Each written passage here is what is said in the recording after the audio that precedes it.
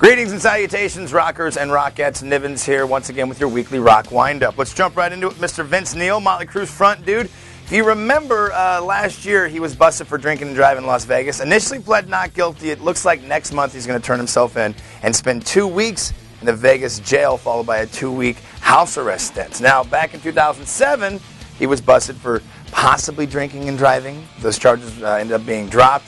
And if you remember, back in 1984, there was, of course, the disastrous wreck that took the life of Hanoi Rocks drummer, Razzie. What makes this whole thing really kind of problematic, I think, shows that our judicial system is really fucked up, is the fact that Vince said, quote, "I have recognized that you can't drink and drive at all. I take full responsibility for my actions and will learn from this experience." Really? That's an incredible bullshit meter you have right there, Vince. Next topic. A couple of first ever live albums going to come out this year. First one from one of the founding members of Guns N' Roses, Tracy Guns. Going to be putting something out with LA Guns. And Soundgarden. We recorded a bunch of stuff back in 1996, live on 15th, what it's going to be called. It's going to come out later on this year. But what makes this news interesting is the fact that Chris Cornell announced he's going to be doing some solo stuff. Does that mean Soundgarden is going to subsequently break up after the reunion last year? Not what I'm hearing. As of right now, he just wants to go out there and play some of his Audio Slave, Soundgarden, Temple of the Dog, Chris Cornell stuff. So we'll see what happens with both of those projects as they unfold later on this year.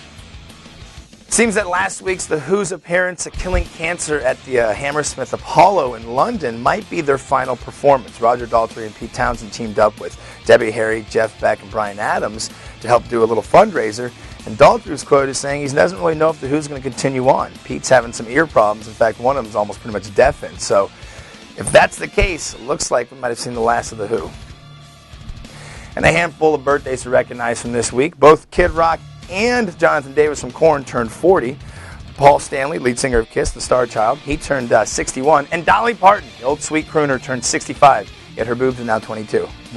Don't act like you wouldn't.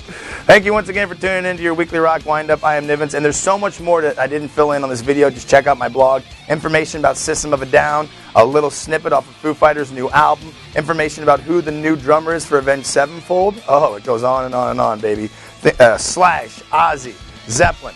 Seriously, check out the blog as the weekly rock windup will continue over there. Thank you once again. See you guys this weekend. Peace!